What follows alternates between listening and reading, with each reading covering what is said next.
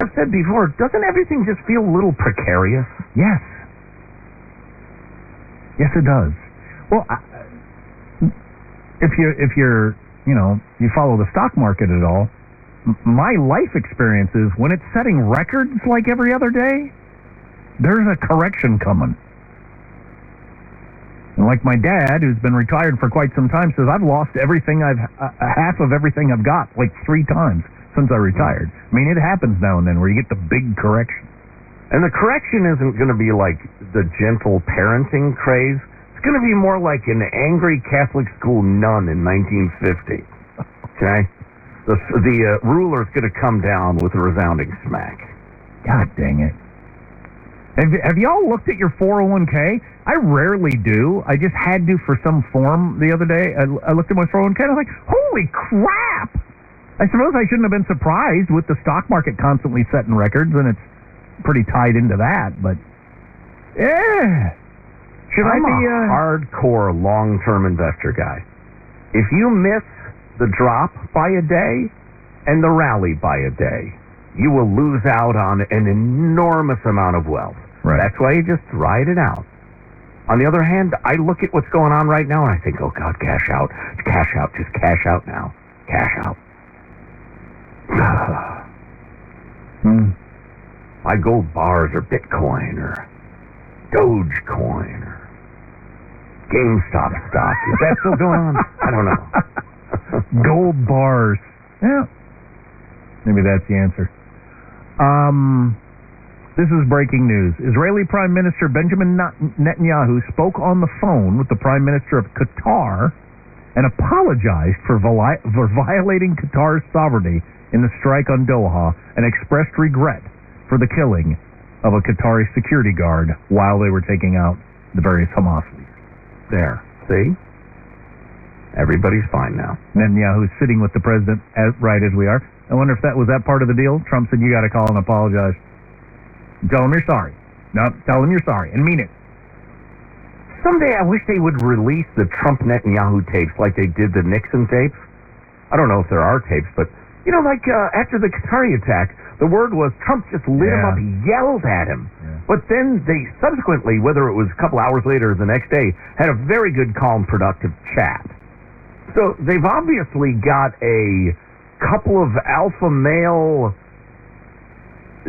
hot-tempered, yelling at each other, relationship.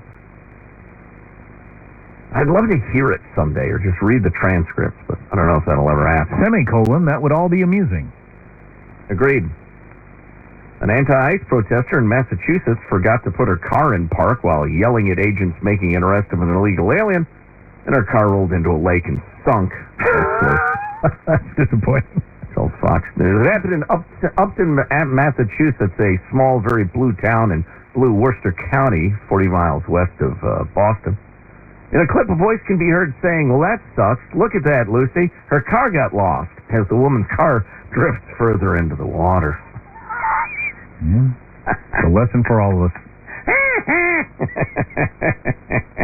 Oh, that reminds me, I was practicing driving with my son yesterday. We were driving around on county highways in his truck as he is coming up on getting his license. And so I took him over to a friend's house and Saturday night, and his friend, who is a few months older than him, has his license now. And I saw him pull up, and it was just like it was, I'm sure you've had this experience, it was so weird to see this kid that I've known since he was in kindergarten driving a car. It's like, what I know. the hell? Just seems I know. Are we sure this is all right? This is really? Yeah. Times change. People grow. Hey, do you guys have a student driver on your bumper? Little sign? No, I don't. Can you get those? Are you supposed to have those? I guess. I mean, I don't know. And does it carry any legal weight? Do you get any? No, it doesn't carry legal weight, but I appreciate it, honestly. If I'm on a city thoroughfare where nobody ever goes the speed limit, and somebody's going the speed limit, and I say, patience, please, student driver, I see that. I think, right. Oh, okay, got it. Yep, I won't get up on, not that I would like dangerously tailgate anyway, but I get it. So cool. You're cool. I'll just go around. I do. I pull around in front of them. I brake check them, then I roll coal on them. I'll do everything. You drive in school in front of me. Oh, not rolling coal. But yeah, that happened to me just the other day. I was at a weird four-way stop situation, and I said, "What is that person doing?" And Sam said they got the student driver sticker, and I was like, "Oh, okay, yeah, they're trying to figure it out." And yeah, my patience went way, way, way up. Right, I shouldn't have screamed, "Go, you effing MFer." If I'd seen the sign, I wouldn't have. You know, my son, I think, figured out the other day, we were having a conversation about a particular group of people that seemed to struggle with driving.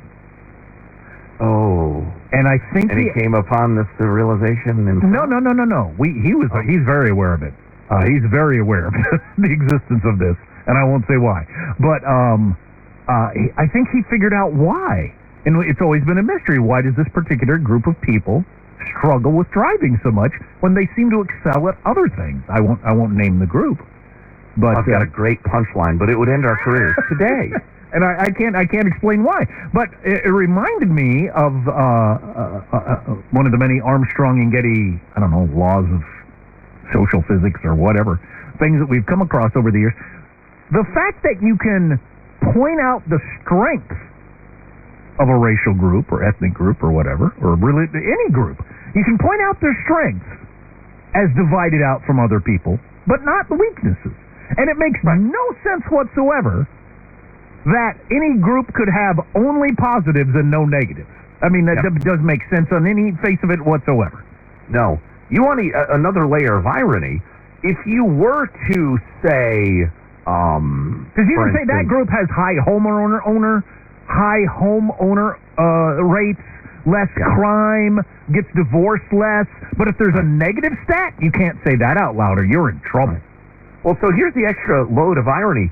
For the longest time... Can't drive, for instance. In particularly.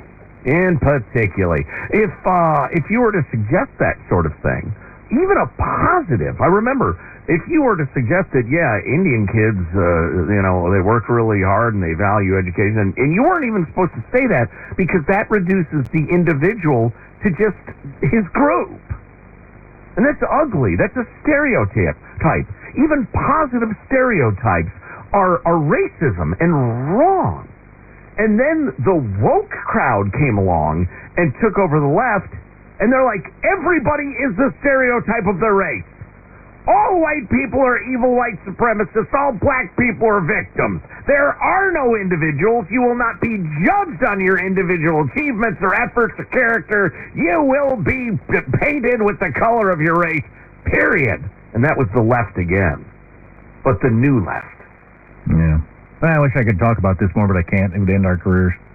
And people so weak and stupid that they ought to be at the end of the leash that their dog is holding. People so damn stupid they couldn't recognize what was going on fell for it all, and they're sick in our nation's universities and schools and blue towns.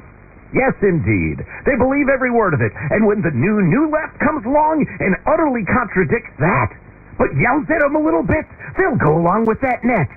Bah! Bah! The Irish can't drive. And I said it out loud. We'll finish strong next. Armstrong and Getty. So my mother is thinking of switching from Verizon to Pure Talk, but she's worried the deal sounds too good to be true. Michael, she said, how can those Pure Talk people offer me the same basic service as Verizon for so much less money? I said, Ma, go ask Google how much Verizon spends on advertising and promotions.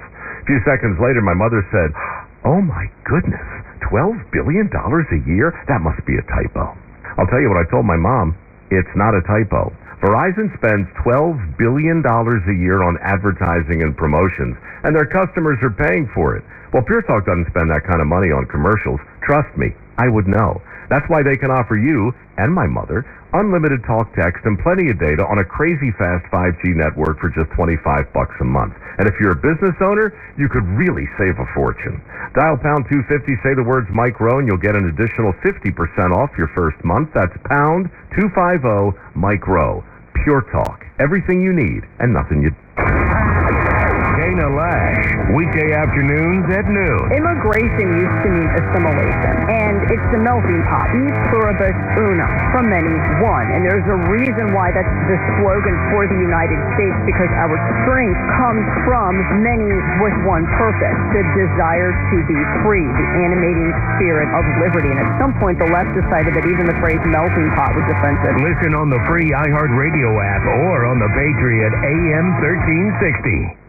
This is Doug Gottlieb. Here's what's trending from the iHeart Sports Network. Presented by Mercedes-Benz. Padres sweep the Diamondbacks to wrap up the regular season. Now head to Chicago to face the Cubs in the best-of-3 NL wildcard round beginning tomorrow at Wrigley. Rookie Jackson Dart threw a touchdown, ran for another. Giants held on, beat the Chargers for their first win of the season.